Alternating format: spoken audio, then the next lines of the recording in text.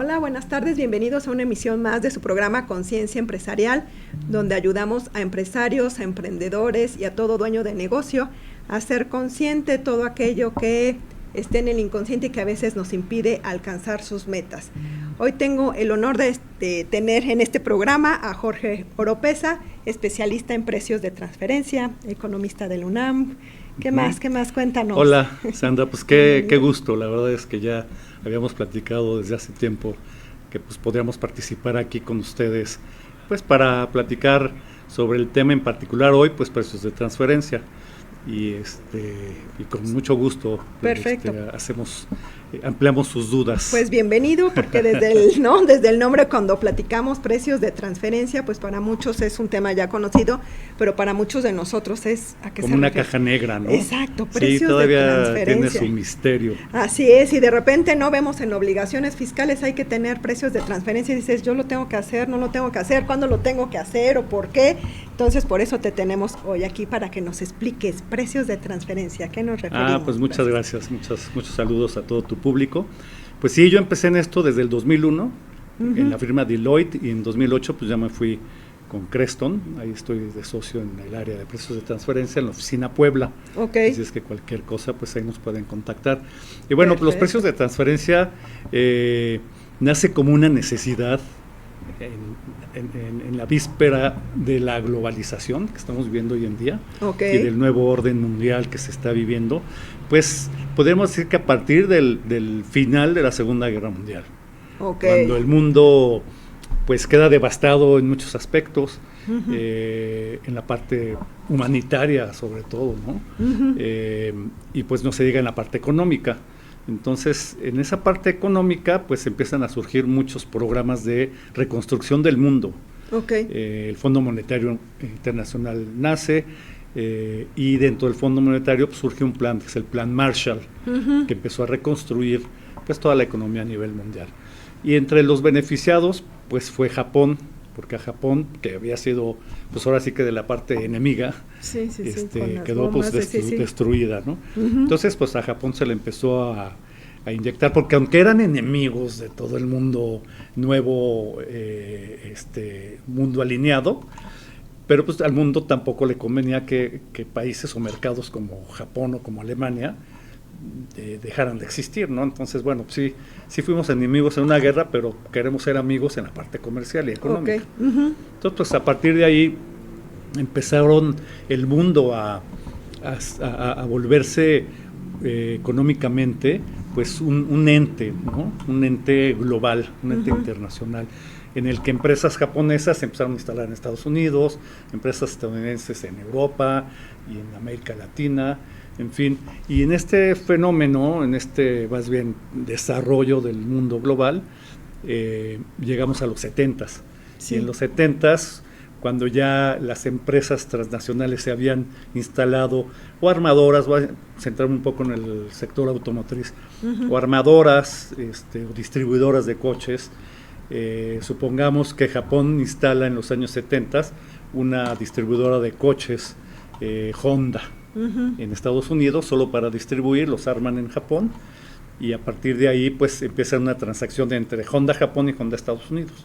Entonces pues empieza a haber una transacción importante entre estas empresas, pues la holding y la hija, ¿no? La holding y la subsidiaria, o entre las hermanas, ¿no? Porque a lo mejor también pudo haber habido alguna empresa que se instaló en Brasil o en México, que lo fue, y entonces entre hermanas que son filiales, o entre mamá e hija, que es holding y subsidiaria, ¿no? Que la ley, en su artículo 179 de la ley del impuesto sobre la renta, las define como partes relacionadas. Entonces, a eso se refiere. Estaremos dirigiendo a partes relacionadas como las empresas de un mismo grupo. Entonces ya en los 70s pues se empieza a ver mucho intercambio comercial entre partes de un mismo grupo, ¿no?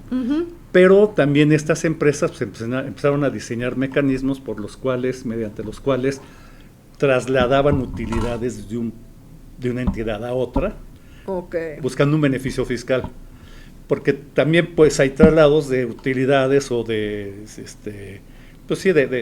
ganancias de una entidad a otra dentro de lo que son partes relacionadas, como una estrategia global de grupo, pues para desarrollar alguna de las Sí, porque en algunos de las países había empresas. unas normas, había ciertas características fiscales o cierta competitividad, ¿no? Porque siempre para adquirir los recursos, pues por eso te vas a otros países, porque supuestamente tienes más recursos ahí, ya sea mano de obra, materia prima que puedas tener ahí. Ventajas competitivas. Y ventajas competitivas que imagino que con otros grupos, ¿no? Ya cuando venía la competencia global, era, a ver, ¿no? Exacto. ¿Qué pasó aquí con las partes relacionadas o con empresas que tienen diferentes? Y el tema fue que filiales? Entre partes relacionadas empezaban a llevarse utilidades de un país a otro. Ah, ok.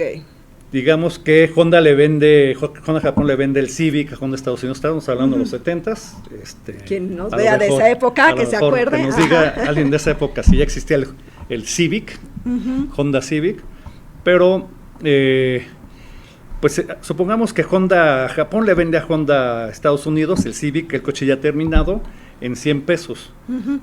Y a lo mejor a un tercero independiente, que es la otra parte, no sé, al señor González en Guatemala, que pues Honda no quiere instalar una Honda en Guatemala, pero sí quiere distribuir sus coches. Sí. Entonces contacta al señor González, pues que tiene una agencia ahí de coches, y también se los da a 100 pesos, ¿no? Entonces, sí. A 100 al señor González, 100 a Honda Estados Unidos. Es el valor de mercado. El señor González, dos son mis clientes, ¿no? El señor González y Honda Estados Unidos salen al mercado y lo venden en 110, porque eso cuesta un Civic, 110. Sí. Tanto el señor González como Honda Estados Unidos tienen 10 de ganancia, 10 pesos, digamos, ¿no? O 10% de ganancia. Pero un día Honda Japón le dice a Estados Unidos, a su hija, y la hija muy obediente, le dice: a ti ya no te voy a vender el coche a 100, te lo voy a vender a 108. Entonces, imagínate, si Honda Estados Unidos quisiera seguir teniendo una utilidad de 10, tendría que salir al mercado a venderlo en 118. Ok. Pero ¿qué pasaría si salieran con un Civic al mercado en 118? Pues nadie se los va a comprar. Sí, porque el mercado está a 110, en los está otros 110. Por 118, pues me compro un coche de una gama más alta. Entonces, pues ni modo, Honda Estados Unidos tiene que seguir vendiendo el coche en 110, pero en lugar de tener 10 de utilidad, pues va a tener 2. Ok. Y ahí viene el tema. Cuando el fisco antes grababa sobre utilidad de 10, punto que la tasa es del 30%, pues recaudaba 3 pesos. El fisco estadounidense, el IRS. El señor González sale y vende su coche en 110 y el fisco guatemalteco pues recauda sus 3 pesos.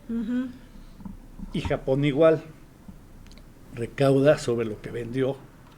Pero en este momento el fisco, el IRS, ya no va a recaudar 3 pesos, va a recaudar 60 centavos. Poquito. Sí. Porque la utilidad ya no es de 10, sino de 2.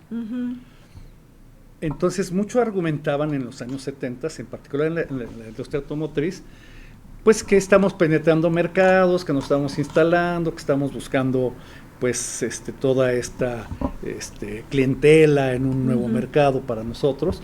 Por lo tanto, pues nuestras utilidades son chiquitas, pero el IRS o el fisco estadounidense empieza a ver que algo está pasando. ¿Por qué? Pues porque salías a la calle y veías el mercado de coches en las calles lleno de coches japoneses. Ibas a un mall, a los famosos freeways en las calles, y estaba lleno de coches japoneses. Y cuando vieron, ¿no? Y dijeron, ya no es congruente, llevan 5 años diciendo pues utilidades chiquitas, y cuando el mercado ya está invadido. Entonces, pues empiezan a investigar y se dan cuenta que han desarrollado las empresas de un mismo grupo, o las partes relacionadas, mecanismos para llevarse utilidades de un lado a otro. Okay. Entonces, ¿qué está haciendo Estados Unidos? Es un caso hipotético, no quiere decir que Honda estaba haciendo eso, ¿no? Sí. Okay. Honda Estados Unidos estaba llevando las utilidades de la venta del Civic a Japón. ¿Quién es el gran ganón en este esquema? El fisco japonés, porque el fisco Estados Unidos, el IRS recaudó solo migajas, no 3 pesos, sino 60 centavos, y el fisco japonés recaudó sobre, si ya había recaudado lo justo cuando vendía a 100 el Civic, pues le cayeron 8 pesitos más. Okay. ¿Y el fisco cómo era? ¿Era mejor la tasa en Japón, o por eso también fue la estrategia, Pues, ¿no? Decir, probablemente necesitaban o liquidez en Japón, o las tasas eran más blandas, o pues sí, les dieron algunas simplemente no querían dejar las utilidades en Sí, Estados pues sí, Unidos. ok. Preferían apoyar al sí, y fisco. como empresa japonesa dijo, pues sí, me voy de dónde, ¿no? Ajá, entonces en apoyo ese al caso, pues el IRS, los fiscos de los países más desarrollados en ese momento se dieron cuenta que las empresas que ya habían logrado establecer partes relacionadas en otras partes del mundo estaban teniendo estos mecanismos para llevarse utilidades de esta entidad donde se generaba la riqueza Okay. a ONA, donde pues, ya se había cobrado el impuesto correspondiente y ya no le correspondía. Entonces, ¿qué dijo en este caso Estados Unidos? Oye, pues son los ciudadanos gringos, son, bueno, estadounidenses. Sí. Estás utilizando pues toda mi infraestructura para tu distribución, estás vendiéndolo aquí y yo estoy recaudando migajas. Y toda esta riqueza que se generó aquí, el que está recaudando más es Japón. Uh-huh. Entonces no se vale. Entonces empezó a hacerse como una guerra de los fiscos, ¿no? Y de repente pues entra un mediador, una especie de árbitro, Okay. de referee, Ajá. que es la OCDE. Uh-huh. Y entonces ya estamos en finales de los 70s. Uh-huh. Entonces la OCDE, ¿qué dice? Pues a ver, hagamos un alto en el camino y revisemos qué es lo que está pasando, ¿no? En ese entonces solo había 13 países miembros de la OCDE, hoy ya son más de 50. Uh-huh. Vamos a ver qué está pasando. Pues ya nos dimos cuenta que en cualquier compraventa de producto, como el caso del Civic, compraventa de producto, si se lo vende más caro, pues está llevando utilidades acá, si se lo vende más barato, está dejando utilidades acá. Uh-huh. Compraventa de productos o servicios, sobre todo los servicios. Hoy en día, en una auditoría de los fiscos, del SAT en particular aquí, que nos ha tocado atender algunas, pues los servicios es lo que más están revisando. Okay. O sea, si te cae una auditoría de precio de transferencia, lo primero que va a ver es, ok, sí, tu compraventa de producto, de materia prima está bien, ese es muy fácil de comprobar que se hizo. Entonces están los pedimentos de importación, si fue por... Está el producto, pues, ¿no? Pero en un servicio... Demuestro, pero en el servicio sí, y que también pasó mucho, ¿no? Con los outsourcing, que de repente decían, ¿y dónde está? ¿Cómo sé que le diste el servicio o que adquirieron ese servicio? No sé, personal te refieres. Exacto, sí, ¿no? De personal. Ahí también entraba en juego todo el tema de la PTU, ¿no? Sí hubo cierto abuso en algunos casos donde todos los empleados que estaban en el outsourcing generaba 0.5% de utilidad, ¿no? Ok.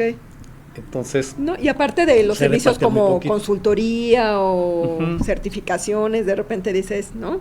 Los más comunes son management fees o servicios administrativos, de logística, regalías, pago de regalías por uso de marca, por know-how, asistencia técnica. Ok, y eso es lo que más revisan. Ok. Entonces ya la OCDE dice, a ver, pues ya vimos que sí se están llevando utilidades de un lado a otro y demás, y del que más afectado sale es el fisco donde se generó el negocio o la riqueza. Entonces, ¿qué dice la OCDE? Pues vamos a partir de aquí para poner lineamientos, y nacen los lineamientos de los precios de transferencia, mediados finales de los 70s. De los 70s, ok. Aplicados a los miembros de la OCDE. ¿Qué dice? Es una máxima muy clara. Tú pactarás tus operaciones con partes relacionadas, Japón con Estados Unidos. Tú pactarás esta operación del Civic como si fuera con un tercero independiente, el señor González. Sí, ya se nos había olvidado el señor González, pero ya apareció. Otra vez, A ver, si Japón le dijera al señor González, te voy a vender el Civic a 108, pues el señor González le diría, no me interesa, porque si me lo vendes a 108, yo voy a salir al mercado a venderlo a 110, y pues no voy a tener la utilidad que yo estoy esperando. Mejor pues me voy con Volkswagen o con Mitsubishi u otro, ¿no? Entonces quien marca la pauta del valor de mercado es el tercero, que no tiene nada que ver con el grupo. Y entonces pues ya le dice, la máxima es pactarás tus precios entre partes relacionadas como si fueran de lo que terceros. Lo que diga el mercado, oferta y demanda. Y le comprobarás a las autoridades fiscales que tengan la obligación que pactaste ese valor de mercado a través de 6 métodos, 6 métodos y los diseñan. Okay. Diseñan con un grupo así, un think tank de economistas, contadores, actuarios. Sí, porque no ha de ser nada fácil, ¿no? Ver como tú dices, demostrar, y ya vieron que primero en productos y después también en servicios, ¿no? Y entonces desde ahí pues ya surgen los lineamientos de la OCDE. Okay. México los adopta en su legislación hasta que es miembro de la OCDE, que esto fue hasta el 93. México en ese entonces pues, todavía seguía viviendo en una economía cerrada, con aquel programa de sustitución de importaciones que instituyó Ortiz Mena, secretario de Hacienda, en los 60s, y no era otra cosa más lo que estamos viviendo ahorita, precisamente. Nada más que en ese entonces, pues como no había tanto intercambio comercial, pues no afectaba tanto, y bueno, pues México no es la potencia que es Estados Unidos. Pero ¿cuál era el principio de esa sustitución de importaciones? Te pongo aranceles de este tamaño, del 50%. Supongamos, bueno, un micrófono ya existía en los 80, sí. ¿no? Un celular todavía estaba en la imaginación de alguien. Yo quiero desarrollar mi industria de micrófonos nacionales, entonces, pues, órale, mi industria de micrófonos nacionales para que se hagan aquí y los mexicanos compren estos micrófonos nacionales. ¿Qué hago para protegerlo? Le pongo un arancel del 50% al micrófono importado. Entonces, pues va a estar bloqueado. Porque si tú lo compras aquí, un nacional te va a costar 10. Si lo compras un importado, pues te va a costar 15. Entonces, es una manera de promover. ¿Qué pasó? Que la industria nacional, pues no la desarrolló. Que dijo, pues tengo mi clientela cautiva. Se los vendo a 10. Pero pues no le meto tecnología, no le pongo calidad y además no produzco la cantidad que está demandando el mercado. Sí, pues no había competencia. ¿Qué empezó a pasar? Te acordarás, empezaron a presionar las fuerzas del mercado externas y empezar a entrar la fayuca. Sí. Para satisfacer la demanda. Entonces a lo mejor, a ver, pues el micrófono pues es de mala calidad, lo que quieras, sí está bien, además ya no hay, pues ve a la fayuca y vas a encontrar. Entonces empezó a haber mucha presión en México para que abriera sus fronteras. La primera presión es cuando México en el 87 se tiene que volver miembro del GATT, que hoy es la Organización Mundial de Comercio. En ese entonces era la Organización de Tarifas y Precios, el GATT. Luego, a partir de que entra Salinas de Gortari, empieza a promover mucho la industria maquiladora. Y la industria maquiladora pues no es más que instálense empresas multinacionales aquí. Lo que le interesaba a Salinas es que generaran empleos, no le importaba si dejaban utilidades. Y pues así fue, ¿no? Mano de obra barata, generaban empleos, pues las utilidades no se quedaban. Pero cuando entra México a la OCDE en el 93, le dice, oye, pues vas a tener que bailar al son que te toquemos con las reglas que establecemos. Y entonces a los primeros que disponen los precios de transferencia ya en la ley es a la industria maquiladora, pues porque era donde se estaba yendo todo el varo, ¿no? Sí. Y en el 95, y entonces detienen toda esa salida de utilidades de manera importante y la recaudación empieza a crecer. Y entonces dicen, bueno, pues ya dimos el primer paso en el 95 con la industria maquiladora, ahora vámonos en el 97 a la industria en general, ya no solo maquiladores, industria en general, que tengan operaciones con partes relacionadas en el extranjero, Honda Japón con Honda México. ¿Pero es en el extranjero? En el 97 empieza con el extranjero. Okay. En el 2000 empieza algo que se le llamó formato 55, que era documentar a través de una declaración informativa todo el tema de las operaciones con partes relacionadas. ¿Tú tienes operaciones con partes relacionadas con el extranjero? Sí, entonces decláramelo. En el 2001 hubo una modificación en la ley, porque antes sí decía operaciones con partes relacionadas en el extranjero. La modifican y solo le quitan lo del extranjero y se queda operaciones con partes relacionadas. Y entonces la interpretación que empieza a hacer la autoridad es, dice partes relacionadas, así es que para mí partes relacionadas son nacionales. Todos los que que tengan partes. Y a partir de ahí pues empezaron a surgir muchas auditorías, ya estamos en los 2000. Hace 25 años. Hace 25 años. Cuando yo llego en 2001 a Deloitte, a la parte de transferencia, Ajá. pues todavía estaban muchas cosas reacomodándose. O sea, tenía 4 años. Ajá. Y muy nuevo, y empezando en lo Muy nacional, nuevos. ¿no? Cuando empiezan esas Los obligaciones nacionales para- tardaron mucho tiempo en... Porque las empresas también dicen, ¿y eso concientizarse. qué es? ¿Y para qué lo necesito? Exacto. Si hemos trabajado también así tantos años, y desde cuándo salió, ahora si tengo nada más operaciones nacionales, ¿por qué reportar? ¿no? Que Siempre cada hay vez esa se están resistencia. más conscientes los contribuyentes obligados a prestar transferencia, que las nacionales también se tienen que... Sí, eso porque pasó hace 25 años, ¿no? Pero Sí. ha sido toda una labor de ver los beneficios. de fiscalización. Ujú. Porque en el 2013 la OCDE dice, ahora vamos a revisar nuestros lineamientos de los 70 y saca 15 acciones, como que las actualiza, Ok. las moderniza. Y la primera acción que dice, a ver, vamos a ver qué está pasando aquí, porque en los 70 no existía, la primera acción es sobre el e-business, Ok. sobre las compras por internet.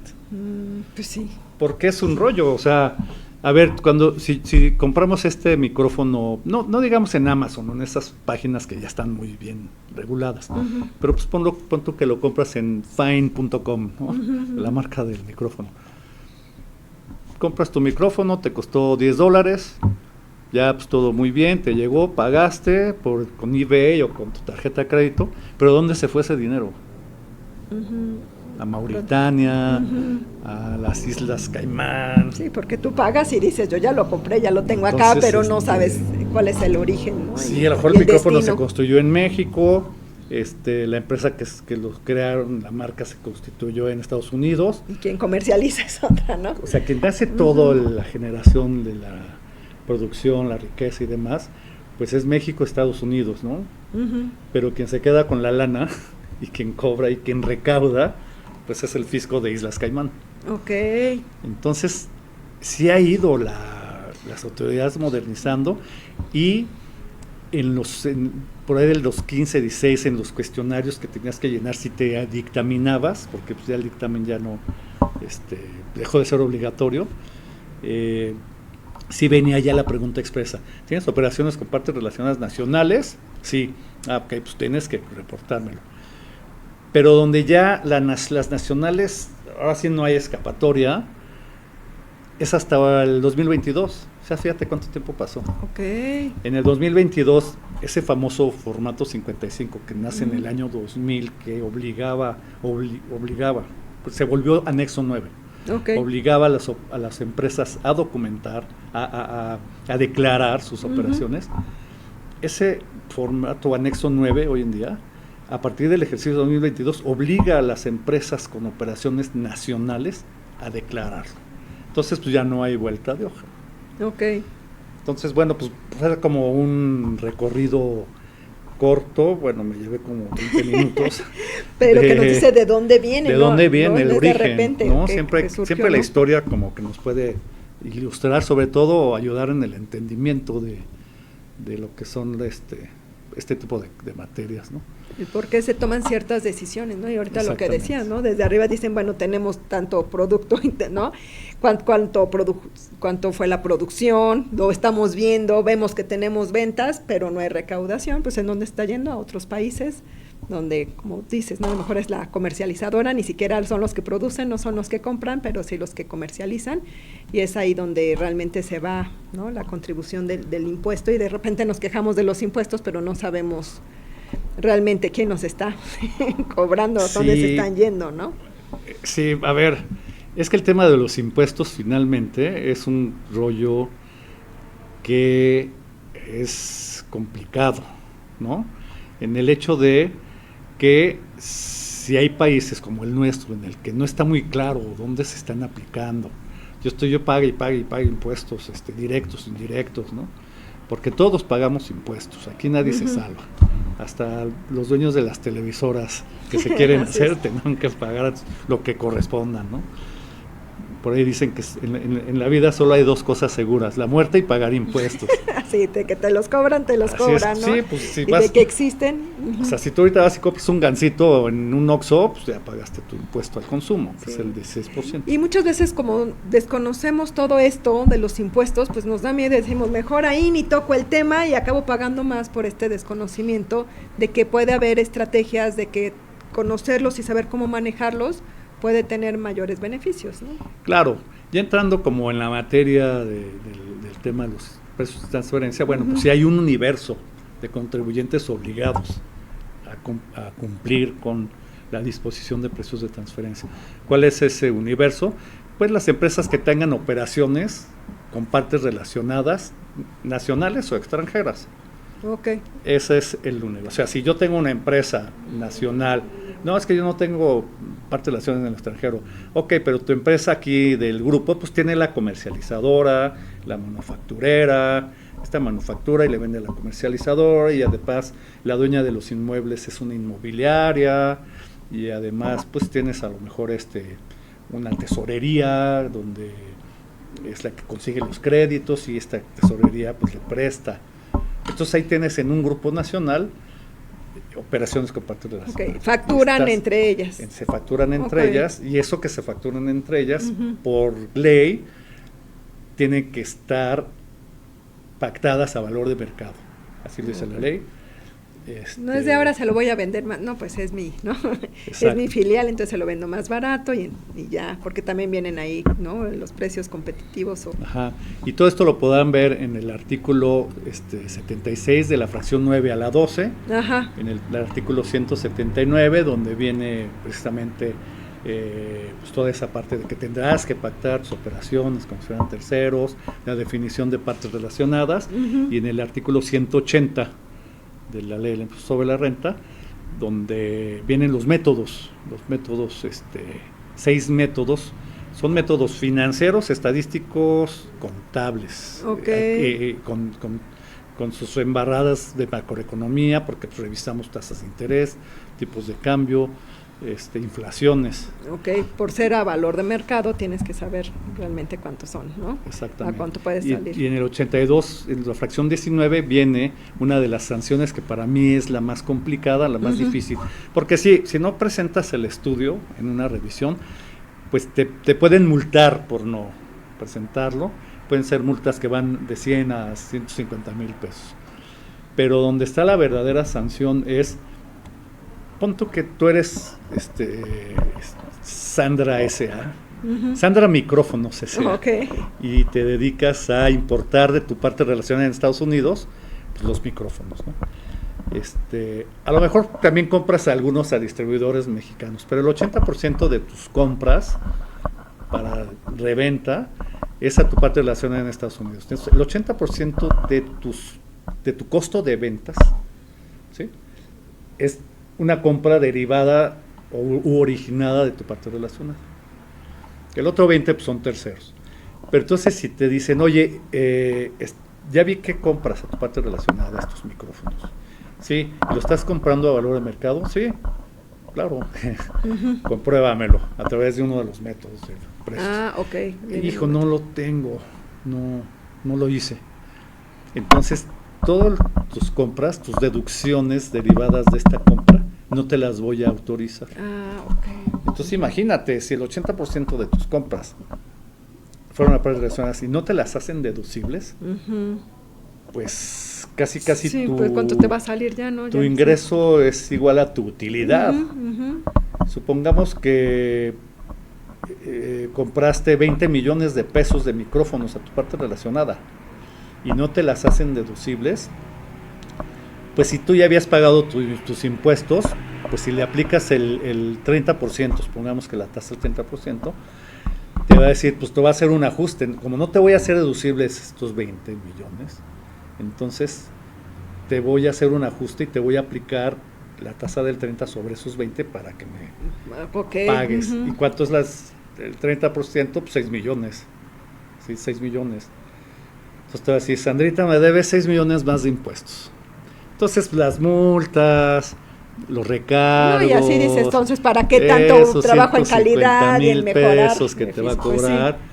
Pues no es nada en comparación con los 6 millones del ajuste que te puede llegar a hacer por los precios de transferencia. Sí, lo que decíamos, estás buscando ser competitivo, ¿no? En costos, en calidad, en llegar al mercado, en distribuir tu producto para que en impuestos no...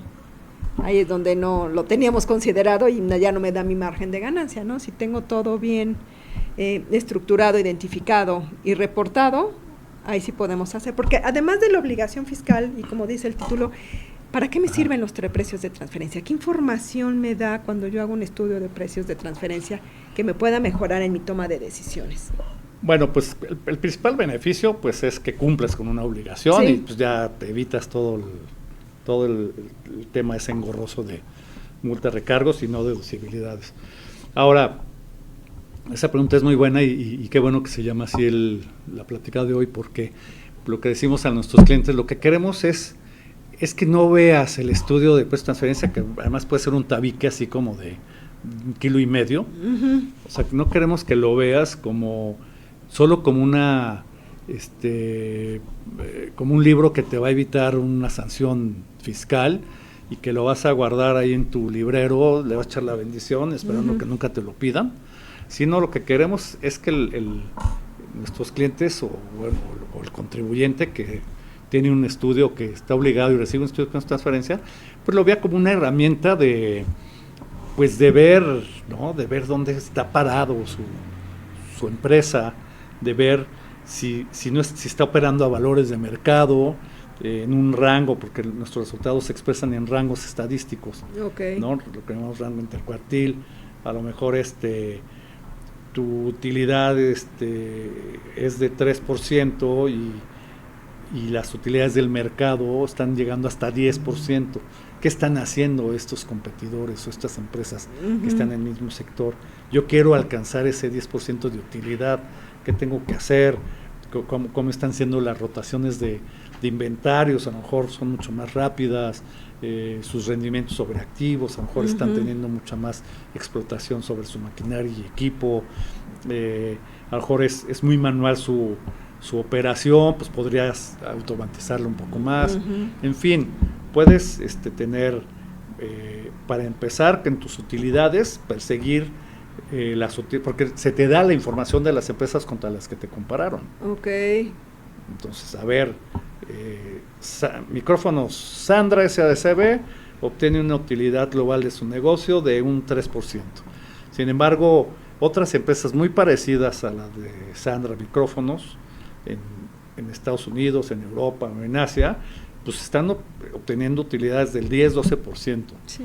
Entonces, si tú te vas a todos los números que también se te dan, porque es información pública. Sí la podemos. Sí, claro, porque es información. Acceder. Nosotros trabajamos con bases de datos de información pública. Hay varias marcas. Nosotros ahorita estamos trabajando con Standard & Poor's, que es muy buena y que la ventaja es que también Hacienda usa esa base, ¿no? Entonces, Standard & Poor's pues tiene esta base, información de 50,000 empresas que cotizan en alguna bolsa del mundo. Y una empresa que va a cotizar en una bolsa tiene que hacer pública su información financiera. Sí. O sea, el público. Debe de conocer. Se le llama información, se llama empresa pública, pero muchos se van con la finta de que creen que es de empresa del gobierno. No, una empresa pública se le dice pública porque hace del conocimiento del público en general sus financieros, ¿no? Porque porque puedes invertir en ello y tienes que saber si está generando rendimientos, utilidades y dónde, ¿no? Y como tú decías, qué tan competitivo estoy siendo en mis costos o qué tanto margen, qué hago produciendo micrófonos que me deja el 3%, si mejor me voy a dar otro servicio que me deja el 15%, ¿no? Pues o si no, mejor lo meto a CETES que me está dando ahorita bajó mucho el 7.5. O a lo mejor tu modelo de negocio no está siendo el más efectivo. A lo mejor a lo mejor tú te vas a ver las comparables y ves que el 50% del negocio de tu competencia en una empresa estadounidense o incluso mexicana, porque también buscamos empresas que cotizan en la Bolsa Mexicana de Valores. Y entonces al momento de ver su reporte, porque tienes toda la información de cómo funciona esa comparable, no esa empresa con la que te estamos comparando, a lo mejor ves sus antecedentes y en el año 2000 el 80% de sus ingresos venía de venta directa al público y el otro venta de internet. Y hoy su modelo de negocio ya lleva a que el 60% de sus ingresos es por internet y el 40% al público. Todo eso pueden detectar en la operación que están haciendo, cómo se reflejan los estados financieros. Sí, claro. ¿No? Y como tú bien decías, vemos del estado financiero y te damos recomendaciones de mira, aquí estás fallando y lo puedes mejorar así, siendo, ¿no? De todos los sectores, decías, todos los sectores tienen que cumplir, y sean productos, servicios. Todos los sectores tienen empresas que tienen que cumplir con la obligación. O sea, en el sector textil, pues a lo mejor habrá empresas que no tienen partes relacionadas, entonces esas no tienen que cumplir con el tema de precios. Partes relacionadas, perdón, se refiere también a que tengan los mismos socios en alguna sí, qué bueno de las que lo empresas. Mencionas. Esto viene en el artículo 179, donde hay la definición de parte relacionada. ¿Qué es una parte relacionada? Es importante para que empiecen a identificar.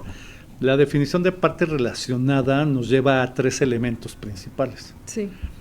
Y de estos 3 elementos, el más claro es el de la participación accionaria, directa o indirecta, ¿no?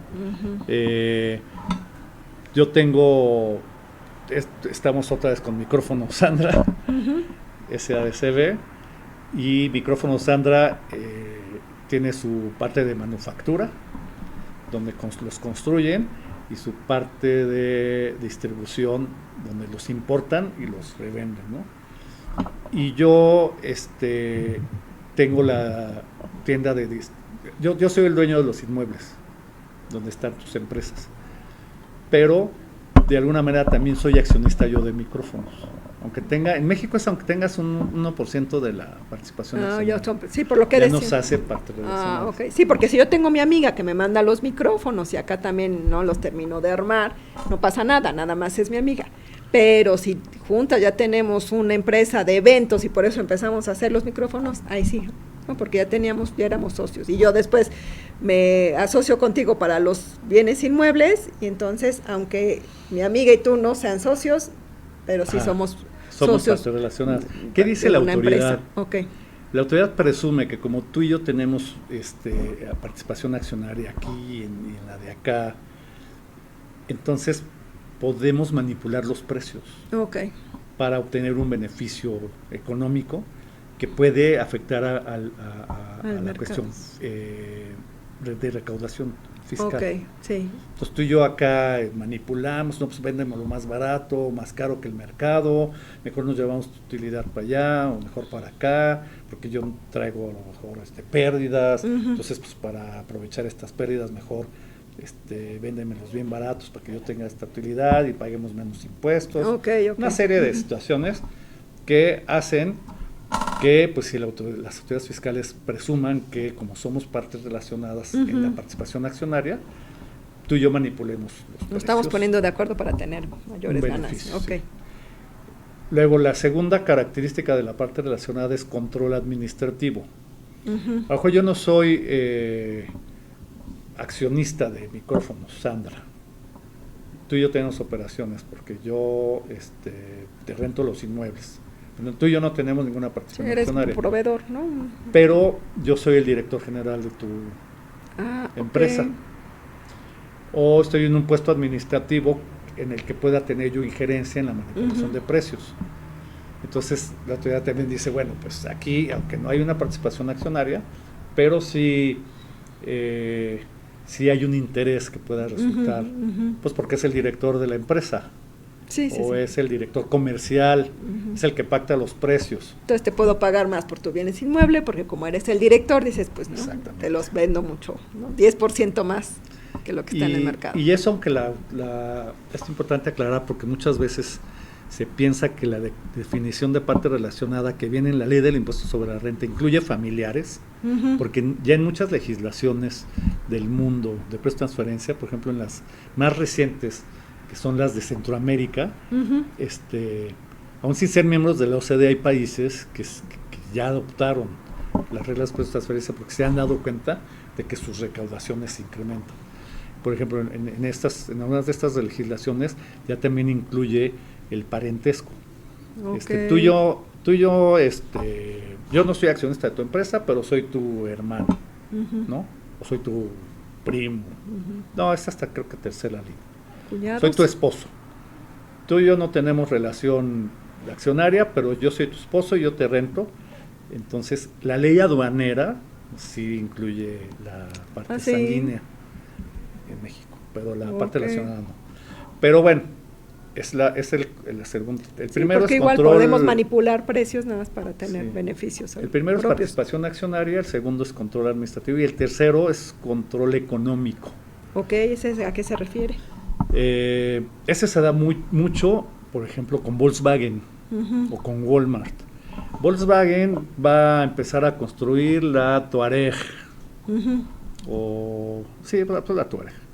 Y entonces se trae una empresa alemana en la que no tiene ni control administrativo ni participación accionaria. Se trae a Gelafond y le dice a Gela, instálate aquí para que me construyas las fascias y los faros. Órale. Entonces llega Gelafond, se instala aquí en Puebla y el 100% de las ventas de Gelafond que haga aquí van a Volkswagen. Entonces, la razón de existir de Gela es Volkswagen. Si el de mañana Volkswagen amanece de malas y dice ya no te compro, esta desaparece.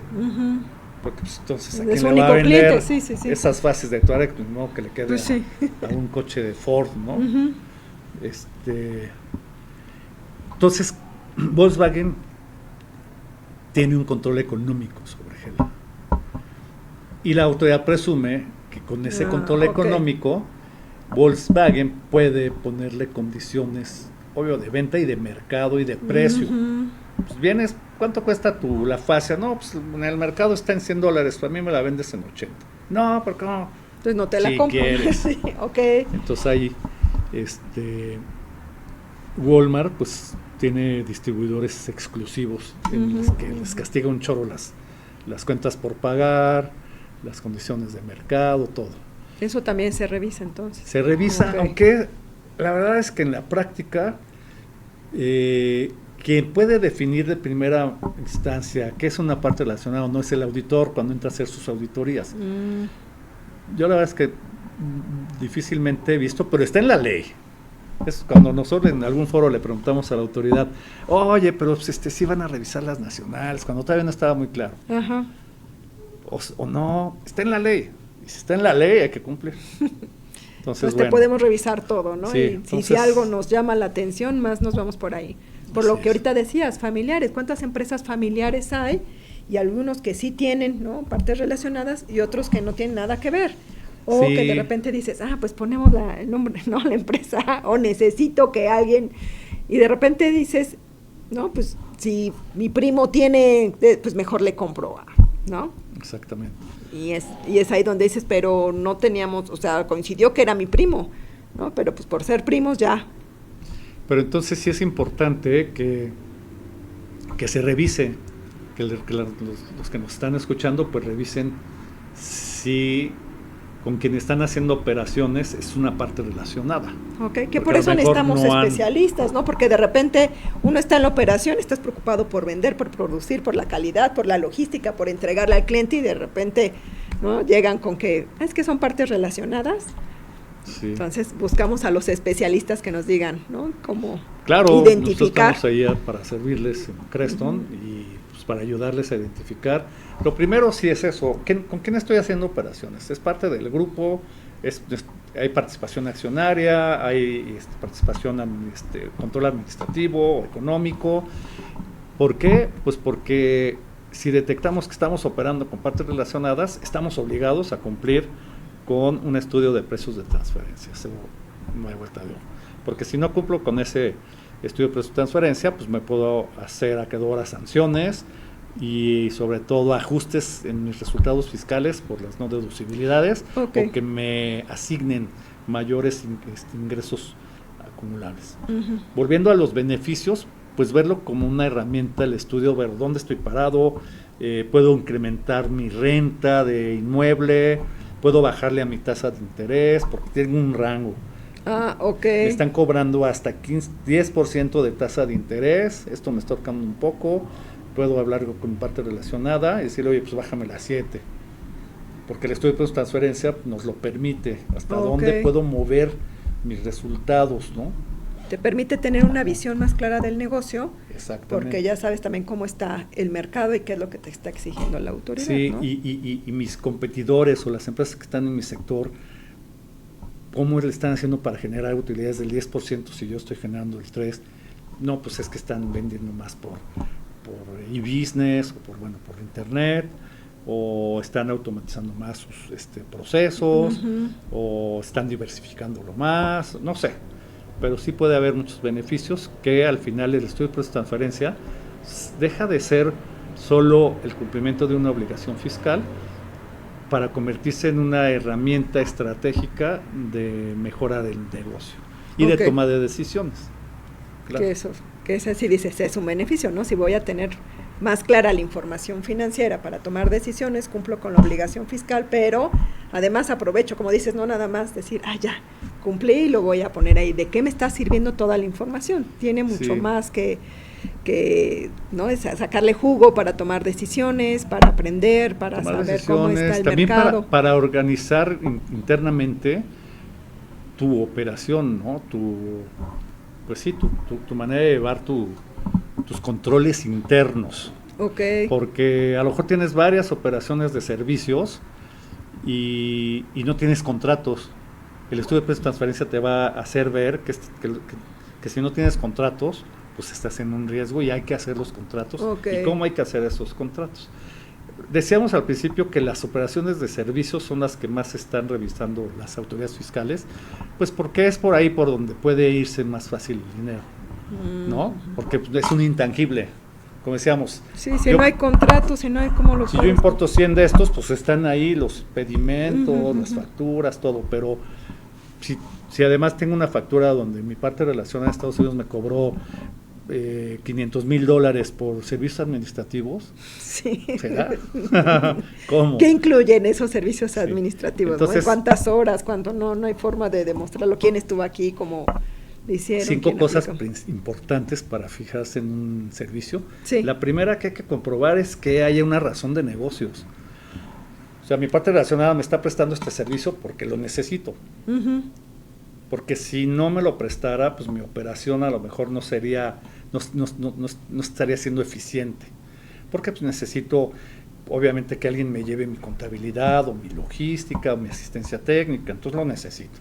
Y si no me lo presta mi parte relacionada, porque además es un servicio muy específico, o muy especializado, tendría que salir a la calle a buscar ese mismo servicio, y me saldría más caro. Entonces, número 1, razón de negocios. Y número 2, donde hay que tener especial atención, porque también lo que hemos visto en las auditorías, la famosa materialidad. Comprobar que realmente te prestaron el servicio.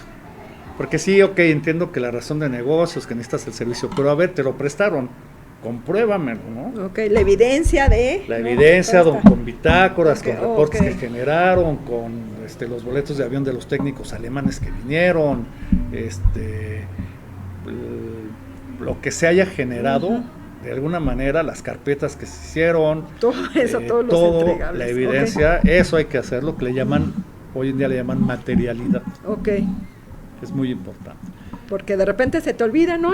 O das el curso, vienen, capacitan, hacen el servicio. ¿Y cuál fue la lista de asistencia? ¿Quiénes participaron? ¿Dónde estuvo? ¿Por qué cobraron tantos? No, fue un curso fantasma, fue una operación simulada. Entonces es muy importante tener la evidencia. Ese es el segundo.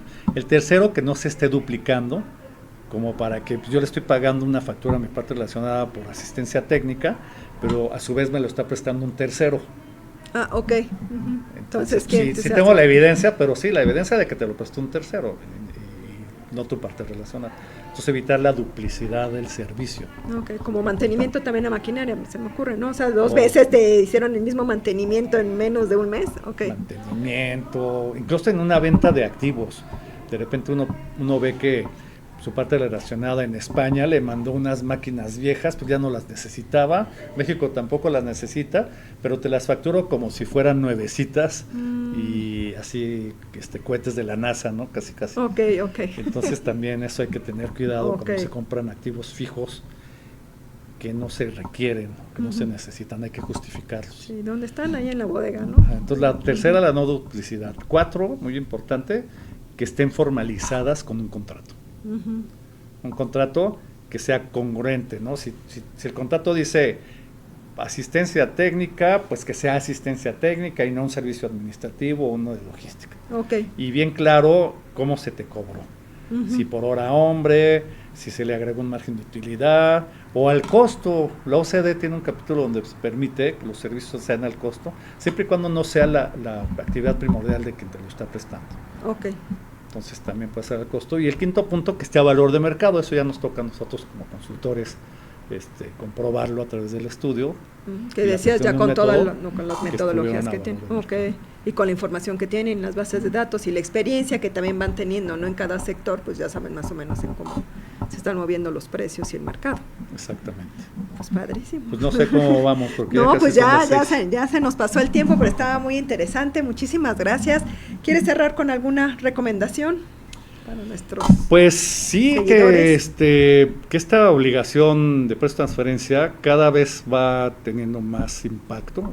Hace más o menos 2 meses el SAT publicó una estadística que en los últimos 7 años ha incrementado su recaudación de impuestos vía precios de transferencia en un 300%. Ok.